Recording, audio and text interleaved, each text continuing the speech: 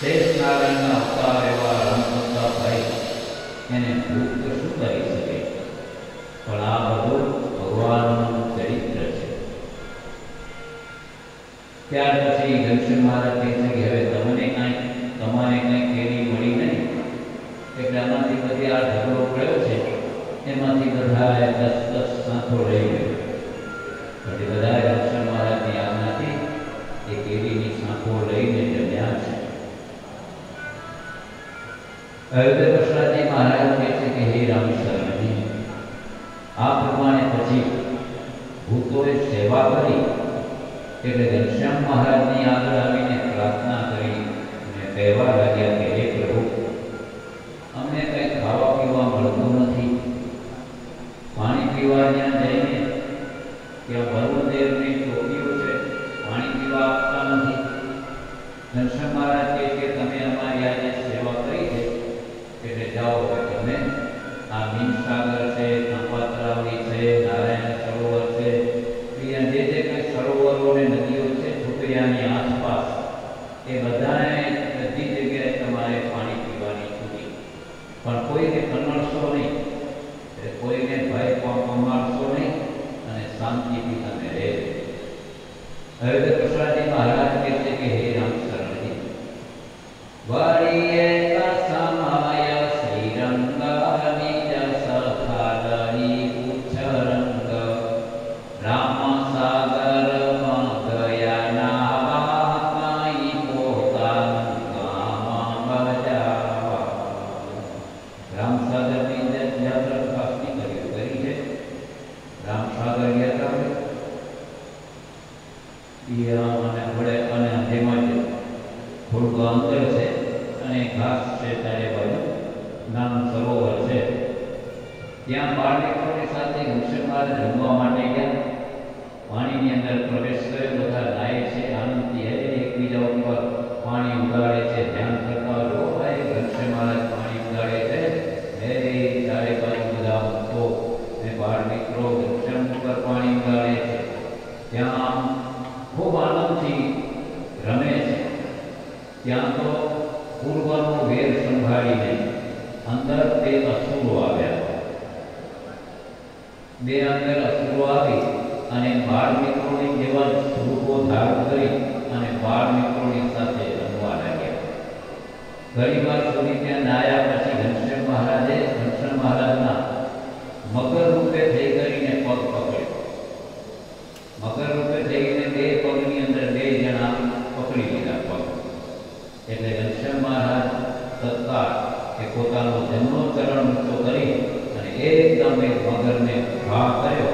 એટલે જે એ ક્યાંય સુરવાલા ગામના બગીચાની અંદર પડ્યો. અને ત્યાર પછી ડાબા ચરણમાં રહેલો જે અસુર હતો એને ઘનશ્યામ મહારાજે તરછોડીને આકાશમાં ફેંક્યો. એટલે નરેન્દ્રા ગામના કલ્યાણ સરોવરની કિનારે તે જઈને પડ્યો. આ પ્રમાણે ઘનશ્યામ મહારાજે એ બંને પાપીનો નાશ કર્યો. હવે તો કૃષ્ણજી મહારાજ કહે છે કે હે રામશરણજી, એક દિવસ મોટા ભાઈ ઘનશ્યામ મહારાજને કામ સોંપ્યું કે ઘનશ્યામ, આપણા નારાયણ સરોવરની કિનારે ગાયોનો નેસડો છે. આપણી ગાયો ત્યાં રહે છે. નારાયણ સરોવરની દક્ષિણ બાજુ ત્યાં મંગળ અને છીટણ આ બે આહિર છે, જે ગાયોની સેવા કરનારા અને ગાયોને દોનારા. તો એ ગાયો દરરોજ ગાયો દોરે છે, તો તમે ત્યાં જઈને તેની ધ્યાન રાખો. તમે ઘનશ્યામ મહારાજ કે ભલે.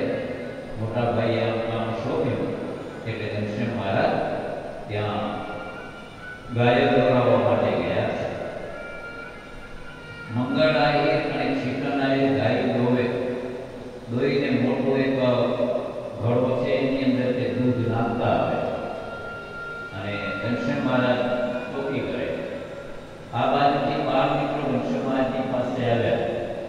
ઘનશ્યામ મહારાજ કે તાજું તાજું દૂધ પીવું છે. આ ઘનશ્યામને કે તમે પીરાવ તો પીએ.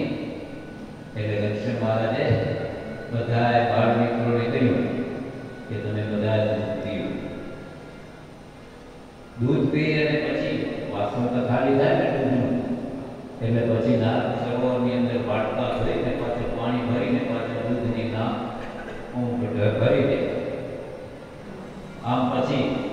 એ સાંજ થઈ જાય એટલે ગાયું દોવાઈ જાય એટલે દૂધના વાસણ લઈ અને ઘેર આવે આહિર લોકો અને સુવાસીની ભાભીને દૂધ આપે.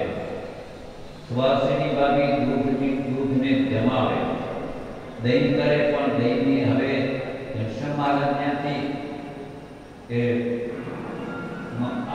દોવા માટે દોરાવવા માટે જાય છે, ત્યાંથી એ દૂધ છે એ જામતું નથી બરાબર, દહીં થતું નથી.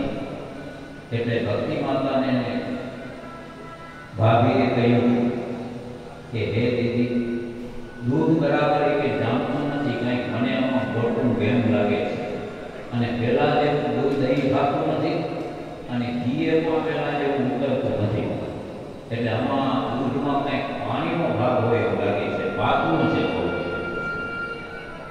ત્યારે મને એમ શંકા થાય કે ઘનશ્યામ જ એમાં કંઈક કરે છે. અને ઘનશ્યામ મહારાજને સુવાસીની ભાભી વિચાર કર્યો કે હવે આ ચોરને પકડવો છે. એટલે સાંજનો સમય થયો એટલે ઘનશ્યામ મહારાજ ત્યાં ગાયું દોરાવવા માટે ગયા. બાળ મિત્રોને કહી રાખ્યું, સાંજે તમારે બધાએ દરરોજ વાટકા લઈને આવી જવાનું, ઉપવાસ ઉતારવા. સુવાસીની ભાભીએ વૃક્ષની પાછળ સંતાઈને ઊભા અને બાળ મિત્રો વાટકા લઈને દોડતા દોડતા જતા હતા. ઘનશ્યામ મહારાજ ત્યાં નારાયણ સરોવરને કિનારે છે એટલે સુવાસીની ભાભીએ પૂછ્યું કે હે રેણી, હે માધવ, ક્યાં જાઓ છો કે વાટકા લઈ? ત્યાં નારાયણ સરોવરને કિનારે ઘનશ્યામ ગાયું દોરાવે છે કે દૂધ તાજું તાજું અમને પાય છે. સુવાસીની ભાભી જાણ્યું કે હા, ચોર પકડાઈ ગયા છે. હો, પછી તમે શું કરો? દૂધ પીને પછી વાટકા ધોઈને પાછું પાણી ભરી સરોવરમાંથી અને દૂધની અંદર નાખી દીધા છે. પછી સુવાસીની ભાભી ઘરે આવ્યા. ઘનશ્યામ મહારાજને કહેવા લાગ્યા કે હે ઘનશ્યામ, તમે દૂધ જેટલું પીવું હોય એટલું પીજો અને બાળ મિત્રોને ઘરે પાજો, પણ અંદર પાણી ન નાખતા.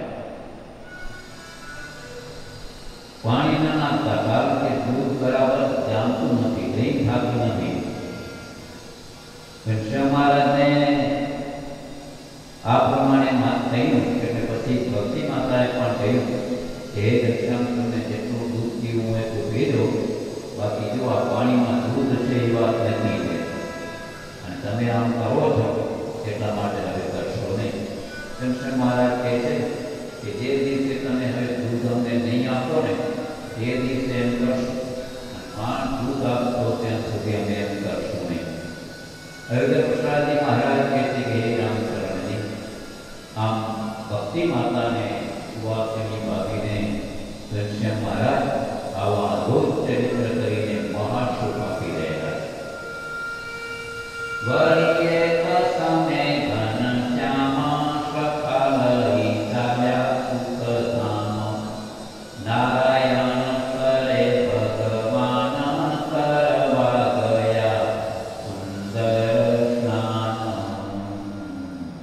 બાળ મિત્રોની સાથે પ્રભુ અક્ષરધામાધિપતિ મનુષ્યાકૃતિ ધારણ કરી રહેલા એવા ઘનશ્યામ બાળ મિત્રોને સાથે લઈ નારાયણ સરોવરમાં સ્નાન કરવા માટે પધારેલા છે.